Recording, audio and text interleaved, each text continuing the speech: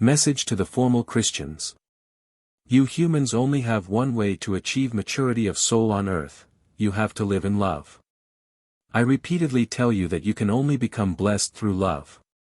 Time and again I have to present my commandments of love as a priority to you, because there is no substitute for a life of love, since nothing can help you achieve bliss if you do not live up to my commandments of love. Hence you can do what you like, you can zealously observe the laws decreed by people, you can comply with all regulations which are supposedly necessary, but your spiritual development will not progress one iota if you disregard love. Consequently, in all your undertakings you should consider carefully whether you are motivated to do something by the love within you or whether you merely comply with commandments which were given to you by people and which are in no way related to a labor of love. You should always carefully think about the reasons of your thoughts and actions and attach no importance to anything devoid of love. Particularly people who feel denominationally committed apply my commandments of love half-heartedly.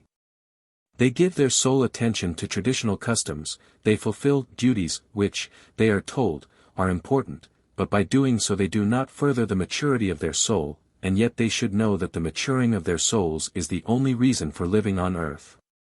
But I keep emphasizing that a life of love is absolutely necessary to achieve it, that nothing else will substitute unselfish works of love.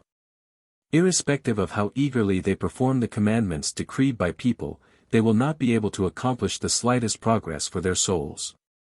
Therefore, everything you humans do is worthless if love is not the determining factor. And when you say, everything in honor of God, how can you honor me if you do not love me? And how can you love me if you ignore the hardship of your fellow human being who is, after all, your brother? How can God's love be in you if you lack compassionate love for other people by which alone you prove your love to me? You live a wrong life if you feel committed to denominational customs and traditions, to ceremonies and implementations of duty. You are wasting the energy of life which is given to you by me for gaining spiritual strength on earth, and this can only be acquired by deeds of love. You humans, do take earthly life seriously, do not live so indifferently that you won't even consider whether your God and Father can be satisfied with your mere fulfillment of formalities. Consider what I myself might ask of you if I stayed with you again as a human being, if I walked across your earth again as a human being. Do you think that I could feel pleased that you humans exist in a dead faith, that you only mechanically perform things which can never be of any value in my eyes? How do you humans imagine your God and Father to be? How can you humans reconcile my wisdom with what you have built, with what you believe to be the Church of Christ? How could I find pleasure in traditions and customs, in activities which are presented to you as my will?